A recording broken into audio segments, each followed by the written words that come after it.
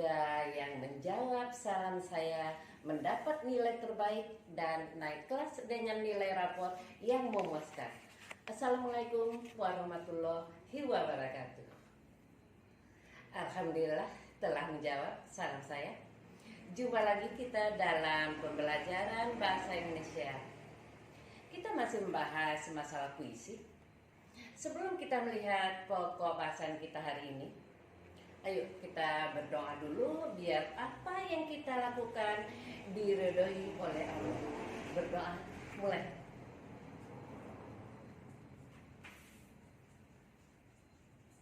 Amin. Kali ini kita akan melihat bagaimana menganalisis unsur pembangun puisi dan menulis puisi.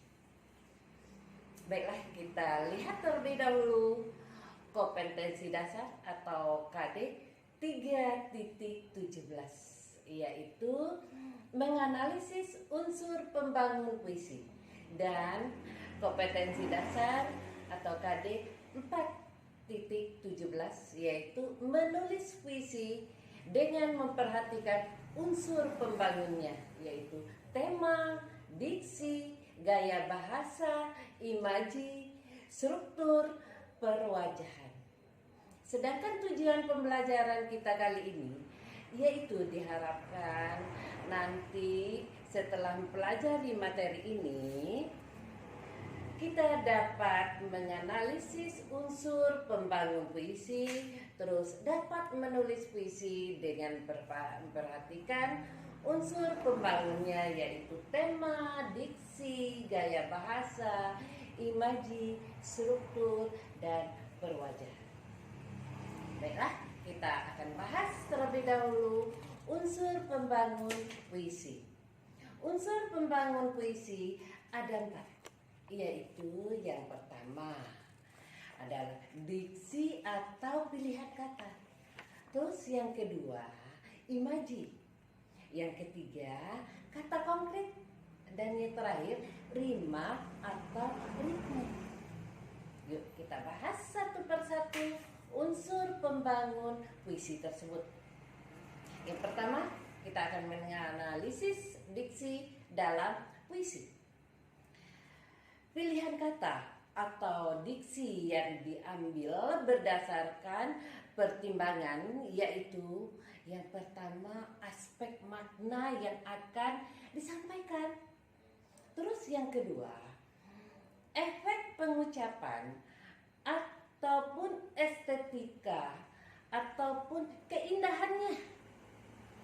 Yang ketiga, yaitu mewakili suasana hati, perasaan, dan pikiran penyair.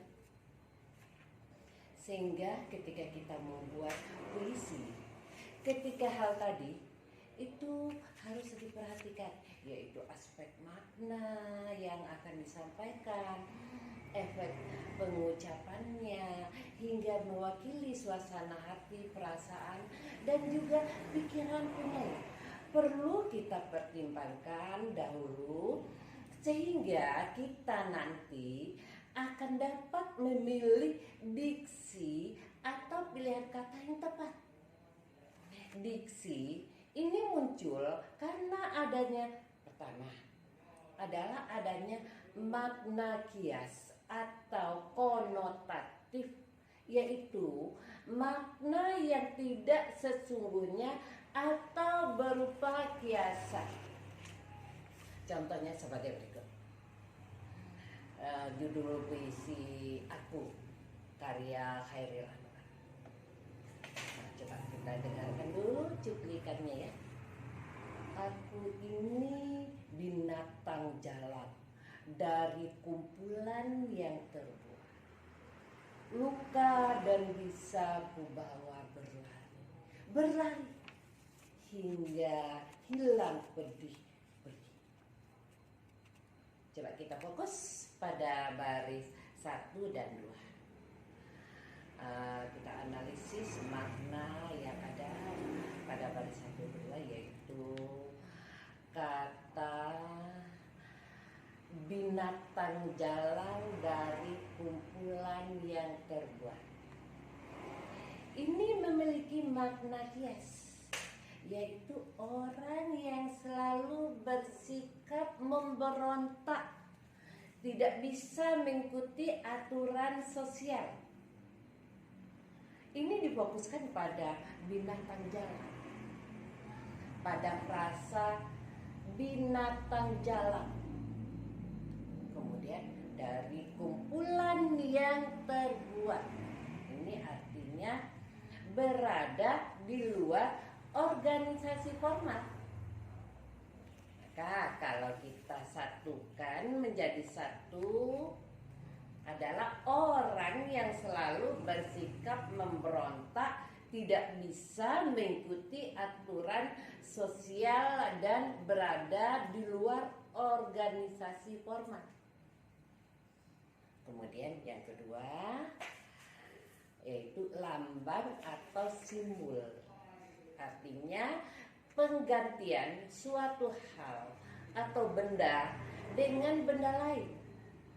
Contoh karya W.S. Rendra yang berjudul Surat kepada Bunda tentang calon menantunya. Burung dara jantan yang nakal, yang sejak dulu kau kupelihara, kini terbang dan telah menemui jodohmu.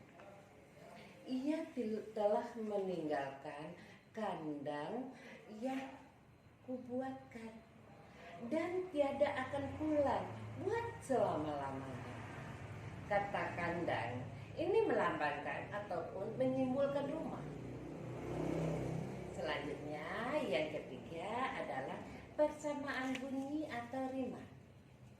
Jadi untuk pemilihan kata dalam puisi ini tadi sudah kita bicarakan ya. Kita pilih sekarang yang memiliki persamaan bunyi yang harmonis. Contoh pada puisi Doa karya Khairil Anwar. Tuhanku, dalam termamu aku masih menyebut namamu. Biar susah sungguh mengingat kau penuh seluruh. Analisisnya adalah dalam puisi ini terdapat rima yang merupakan pengulangan bunyi. Pengulangan bunyi dalam puisi ini yaitu pada pengulangan u pada tiap baris pada suatu bait. Berarti rimanya berpola a a a a. Pembagian rima berdasarkan jenisnya yaitu yang pertama dapat dilihat secara vertikal, yaitu dari atas ke bawah, persamaan bunyi pada akhir baris dalam satu bait.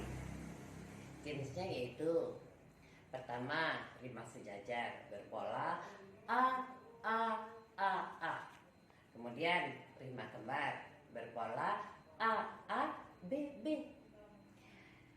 Rima berpeluk berpola a b b a. Terakhir rima bersilang yaitu a b a b.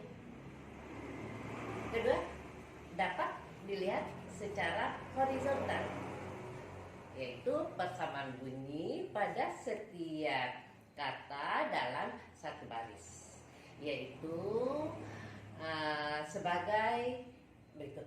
Itu yang pertama aliterasi, yaitu persamaan bunyi konsonan pada setiap kata dalam satu baris.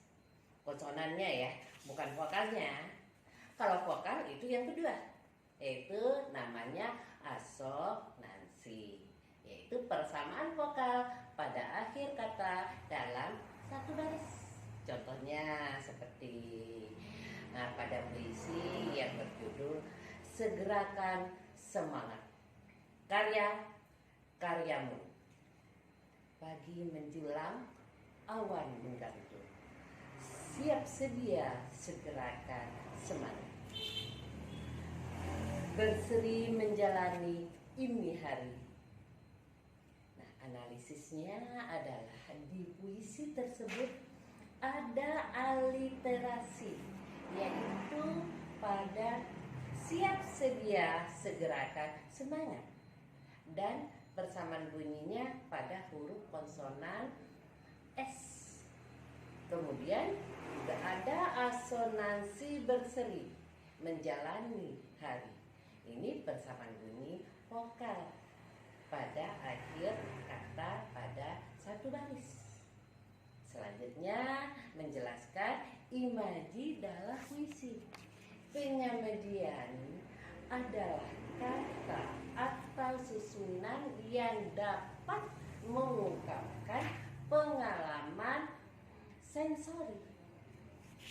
Jadi ada penglihatan, pendengaran, dan juga perasaan.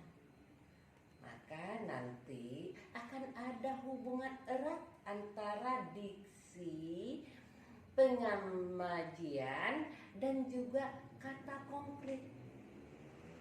Maka diksi ini harus dipilih untuk menghasilkan pengimajian sehingga nanti menjadi kata konkret seperti kita hayati dari penglihatan, pendengaran, atau juga rasa. Jenis imajinasi dalam puisi itu yang pertama imajinasi visual, yaitu pengimajian dengan menggunakan kata-kata yang menggambarkan seolah-olah objek yang dicitrakan dapat dilihat. Contohnya pada puisi yang berjudul Gadis Peminta-Minta karya Toto S. Bahtiar. Setiap kita bertemu gadis kecil, berkaleng kecil, senyummu terlalu kekal untuk kenal duka, tengadah pada bulan hujan. Tapi kotaku jadi hilang tanpa jiwa. Nah, analisisnya adalah kita seolah-olah melihat seorang gadis kecil yang menjadi pengemis membawa kaleng kecil. Nah, begitu imaji visualnya. Kemudian kedua, imaji auditif, yaitu pengimajian dengan menggunakan kata-kata ungkapan seolah-olah objek yang dicitrakan sungguh-sungguh didengar oleh pembaca. Contoh karya Gunawan Muhammad. Ia dengar kepak saya, kelelawar dan guyur sisa hujan dari daun, karena angin pada kemuning. Ia dengar resah kuda serta langkah pedati ketika langit bersih menampakkan Bima Sakti. Analisisnya adalah ia membacanya seolah-olah dia mendengar ada kepakan sayap kelelawar, ada suara guyur sisa hujan, langkah derat pedati, sekaligus suara resah dari kuda itu. Selanjutnya, imaji taktil, yaitu pengimajian dengan menggunakan kata-kata yang mampu mempengaruhi perasaan pembaca sehingga ikut terpengaruh perasaannya. Berikut contohnya. Yang terempas dan yang putus, karya Khairul. kelam dan angin lalu mempersiap diri, menggigit juga ruang di mana dia yang ku ingin malam tambah merasuk, rimba jadi semati tubuh, dikarek daerahku yang akan datang, sampai juga deru dingin. Aku berbenah dalam kamar, dalam diriku. Jika kau datang dan aku bisa lagi lepaskan kisah baru padamu. Tapi kini hanya tangan yang bergerak lantang, tubuhku diam dan sendiri, cerita dan peristiwa berlalu. Pada puisi ini memberikan perasaan atau pembacanya dapat merasakan bahwa ada perasaan kesepian.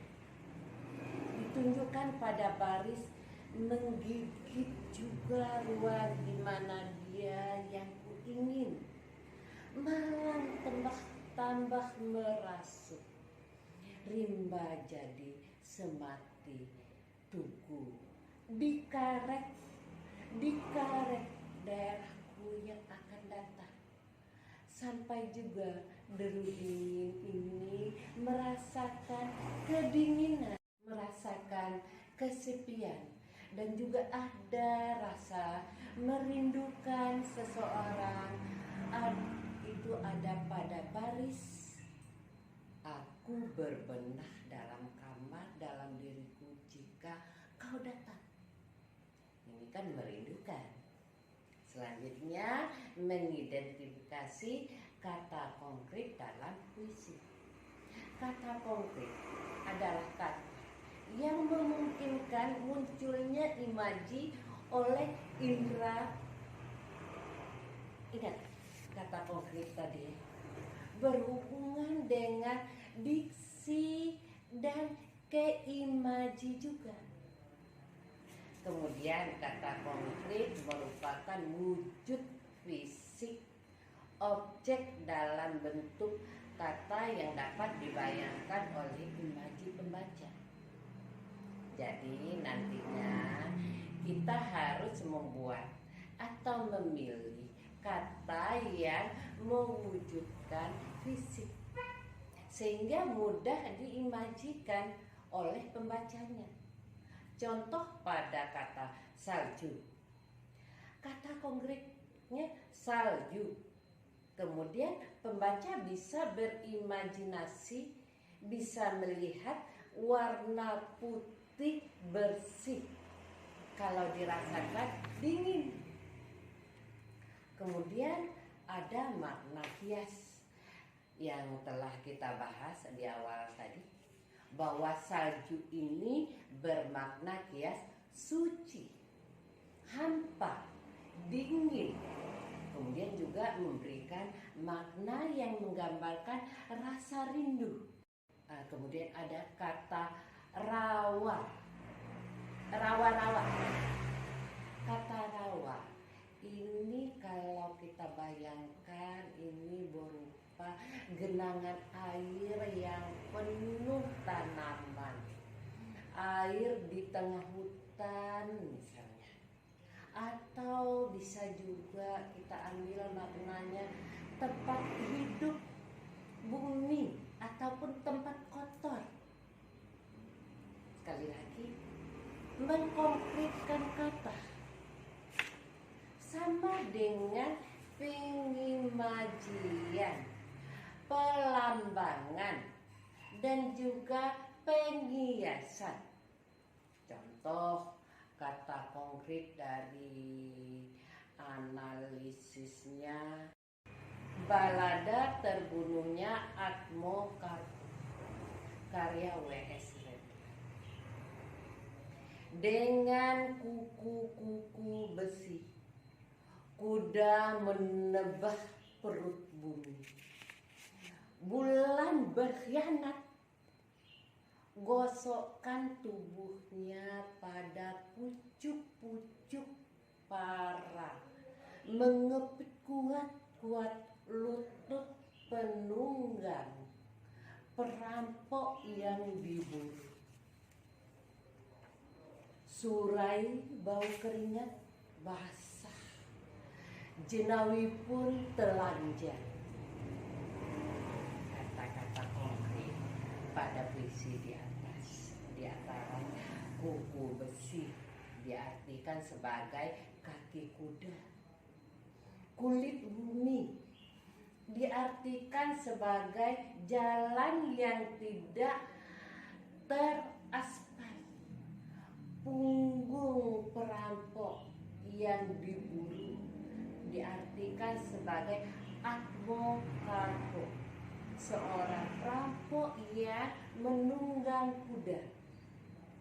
Surai bau keringat basah diartikan sebagai perjalanan yang sangat melelahkan. Jenawi diartikan sebagai samurai. Kuntelanjang diartikan sebagai keadaan siap berperang. Selanjutnya menjelaskan rima atau ritme dalam puisi. Rima atau persajakan itu adalah bunyi-bunyi yang ditimbulkan oleh huruf atau kata-kata dalam larik dan bait. Sementara itu irama atau ritme itu adalah pergantian tinggi rendah, panjang pendek, dan keras lemut ucapan bunyi. Timbulnya irama disebabkan oleh perulangan bunyi secara berturut-turut dan bervariasi. Misalnya, karena adanya rima, perulangan kata, perulangan bait, tekanan-tekanan kata yang bergantian keras lemahnya, karena sifat-sifat konsonan dan vokal atau panjang pendek kata. Dengan kata lain, rima adalah salah satu unsur pembentuk irama. Namun irama tidak hanya dibentuk oleh rima, baik rima maupun irama dapat menciptakan efek musikalisasi pada puisi, membuat puisi menjadi indah dan enak didengar meskipun tanpa dilakukan. Berdasarkan jenis bunyi yang diulang, ada 8 jenis rima, yaitu yang pertama rima sempurna, yaitu persamaan bunyi pada suku-suku kata terakhir. Rima tak sempurna, yaitu persamaan bunyi yang terdapat pada sebagian suku kata terakhir. Rima mutlak, yaitu persamaan bunyi yang terdapat pada 2 kata atau lebih secara mutlak atau suku kata sebunyi. Selanjutnya rima terbuka, yaitu persamaan bunyi yang terdapat pada suku akhir terbuka atau dengan vokal sama. Selanjutnya rima tertutup, yaitu persamaan bunyi yang terdapat pada suku kata tertutup atau konsonan. Selanjutnya rima aliterasi, yaitu persamaan bunyi yang terdapat pada bunyi awal kata pada baris yang sama atau baris yang berlainan. Rima asonansi, yaitu persamaan bunyi yang terdapat pada asonansi vokal tengah kata. Rima disonansi, yaitu persamaan bunyi yang terdapat pada huruf mati atau konsonan. Jadi itu 8. Sekarang kita perhatikan contoh analisis rima atau ritme, yaitu pada puisi Menyesal karya Ali Hasyim. Pagiku hilang, sudah melayang, hari mudaku telah pergi. Kini petang datang membayar. Batang usiaku sudah tinggi. Analisis rima pada puisi tersebut bersilang berpola ai ai, melayang, pergi, hilang, tinggi. Kemudian ritmenya atau iramanya. Jadi dalam membaca kita dengan merendah, pelan, dan dengan penuh penyesalan. Garis miring yang ada pada puisi tersebut menandakan penjedaan pendek, sehingga bisa dirasakan makna atau maksudnya tersampaikan kepada pembaca. Bagaimana? Bisa dipahami dengan menganalisis unsur pembangun puisi. Nah, untuk menganalisis unsur pembangun puisi sudah kita bahas. Sekarang kita lanjut dengan menulis puisi. Pada menulis puisi, di sini ada dua hal yang akan kita bicarakan, yaitu yang pertama menulis puisi untuk mengungkapkan perasaan. Jadi kita dapat mengungkapkan perasaan lewat penulisan puisi, dan yang kedua menulis puisi berdasarkan berita yang didengar atau dibaca. Jadi berita yang kita dengar atau baca bisa menjadi inspirasi untuk menulis puisi. Ayo kita mulai. Yang pertama yaitu menulis puisi untuk mengungkapkan perasaan. Pertama, ini dapat kita ambil dalam ataupun dari pengalaman pribadi. Pengalaman pribadi ini tentu pengalaman yang sesuatu yang pernah kita baca atau lihat atau dengar, bahkan dirasakan ataupun kita alami.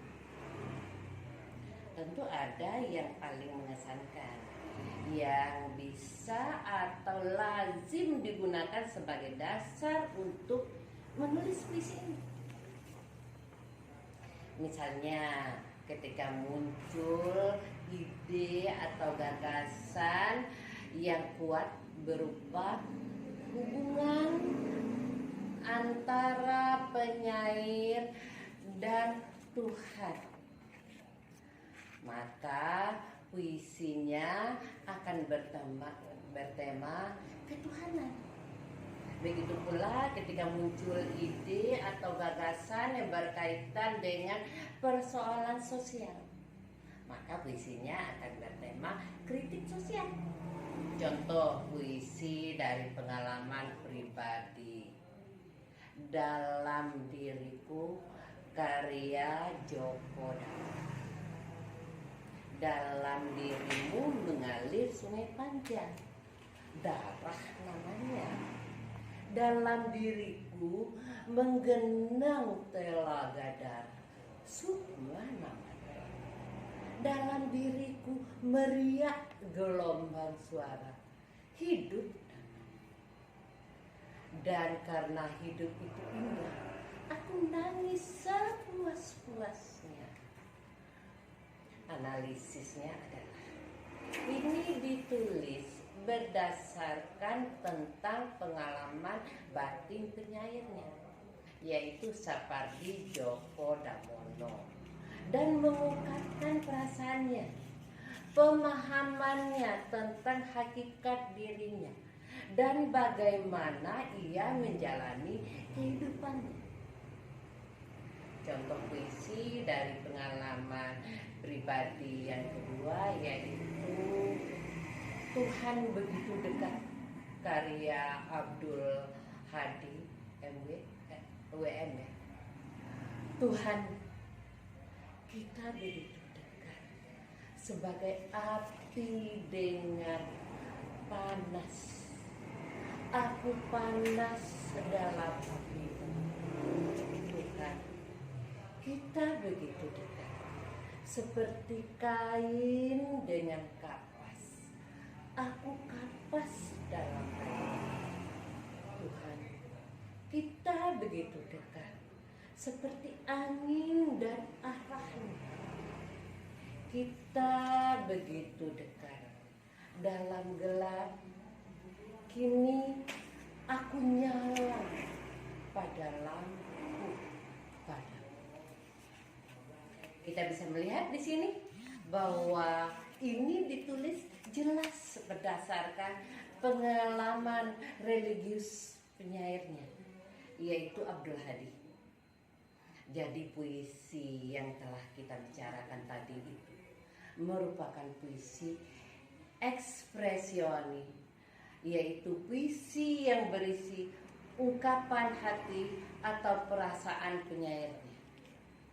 Selanjutnya yang kedua, menulis puisi berdasarkan berita yang didengar atau dibaca. Puisi ini termasuk puisi impresionis, yaitu puisi yang ditulis berdasarkan kesan pribadi penyair terhadap kenyataan kehidupan. Objeknya ataupun sumber puisinya nanti bisa dari manusia, peristiwa, benda, ataupun yang lain. Di sini penyair memberikan kesan terhadap objek-objek tersebut. Contoh puisinya yaitu kutipan puisi berjudul "Telah kau robek kain biru pada bendera itu". Pahlawan tak dikenal, karya Aming Aminuddin. Telah kau robek kain biru pada bendera itu, tinggal merah putihnya kian terasa indah di mata kita semua. Merdeka, merdeka, merdeka, jaya bangsa, jayalah negeriku, jayalah Indonesia. Penggalan puisi ini adalah kesan pribadi penyair terhadap peristiwa heroik saat arek Surabaya melawan pasukan Belanda pada tanggal 10 November 1945, sehingga timbul kesadaran bahwa kemerdekaan Indonesia diraih bukan karena pemberian atau hadiah, tapi dengan pengorbanan jiwa dan rasa. Jadi puisi ini merupakan kesan. Berarti puisi ini termasuk puisi impresionis.